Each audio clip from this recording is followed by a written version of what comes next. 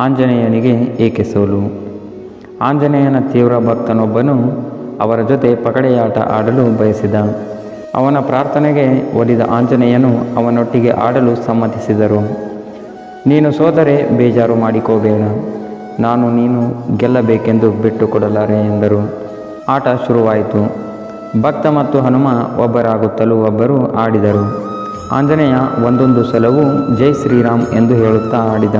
ಅದೇ ವೇಳೆ ಭಕ್ತನೊಬ್ಬ ಜೈ ಹನುಮಾನ್ ಎನ್ನುತ್ತಾ ಕಾಯಿಗಳನ್ನು ಎಸೆಯುತ್ತಾನೆ. ಮೊದಲ ಆಟದಲ್ಲಿ ಭಕ್ತನಿಗೆ ಗೆಲುವು. ಎರಡನೆಯ ಆಟದಲ್ಲಾದರೂ ಗೆಲ್ಲಬೇಕೆಂದು ಆಂಜನೇಯ ಯೋಚಿಸುತ್ತಾನೆ. ಜೈ ಶ್ರೀರಾಮ್ ಎನ್ನುತ್ತಾ ಪಗಡೆ ಕಾಯಿಗಳನ್ನು ಎಸೆಯುತ್ತಾನೆ. ಆ ಆಟದಲ್ಲಿಯೂ ಮತ್ತೆ ಭಕ್ತನೇ ಗೆಲ್ಲುತ್ತಾನೆ.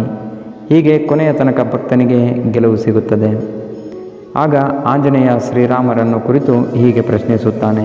ನಾನು ನಿಮ್ಮ ಹೆಸರನ್ನು ಸ್ಮರಿಸುತ್ತಲೇ ಆಡಿದರೂ ನನಗೆ ಸೋಲಾಯಿತು. ಹನುಮಂತನ ಧ್ವನಿಯಲ್ಲಿ ಅನುಮಾನವಿತ್ತು. ತಾನು ರಾಮ ಭಕ್ತನಾದರೂ ತನಗೆ ಸೋಲುಂಟಾಯಿತು ಎಂಬ ಕುತೂಹಲವಿತ್ತು. ತಾನು ನಂಬಿದ ತತ್ವವೇ ಮುಳುವಾಯಿತೆ ಎಂಬ ಆತಂಕವಿತ್ತು. ಆಗ ಶ್ರೀರಾಮ ಹೇಳುತ್ತಾರೆ, ಹನುಮ, ನೀನು ನನಗೆ ತುಂಬ ಪ್ರಿಯನಾಗಿದ್ದೀಯ. ಮೇಲಾಗಿ ಭಕ್ತನು ಆಗಿರುವುದರಿಂದ ನಿನ್ನ ಮೇಲೆ ನನ್ನ ಕೃಪೆ ಸದಾ ಇದ್ದೇ ಇರುತ್ತದೆ. ನಿನ್ನ ಭಕ್ತನು ನನ್ನ ಭಕ್ತನು ನೀವಿಬ್ಬರೂ ಸೇರಿದಾಗ ಅವನಿಗೆ ಅಧಿಕ ಬಲೆ ದೊರೆಯಿತು. ಆ ಕಾರಣ ಅವನಿಗೆ ಗೆಲುವು ಸುಲಭವಾಯಿತು ಎನ್ನುತ್ತಾನೆ. ಆಂಜನೇಯ ತನ್ನ ಸೋಲನ್ನು ಒಪ್ಪಿಕೊಳ್ಳುತ್ತಾನೆ. ತನ್ನ ಭಕ್ತನನ್ನು ಅಭಿನಂದಿಸುತ್ತಾನೆ. ಈ ವಿಡಿಯೋ ಇಷ್ಟವಾಗಿದ್ದರೆ ಲೈಕ್ ಮಾಡಿ, ಶೇರ್ ಮಾಡಿ ಮತ್ತು ಇನ್ನಷ್ಟು ವಿಡಿಯೋಗಳಿಗಾಗಿ ನಮ್ಮ ಚಾನಲನ್ನು ತಪ್ಪದೇ ಸಬ್ಸ್ಕ್ರೈಬ್ ಮಾಡಿಕೊಳ್ಳಿ.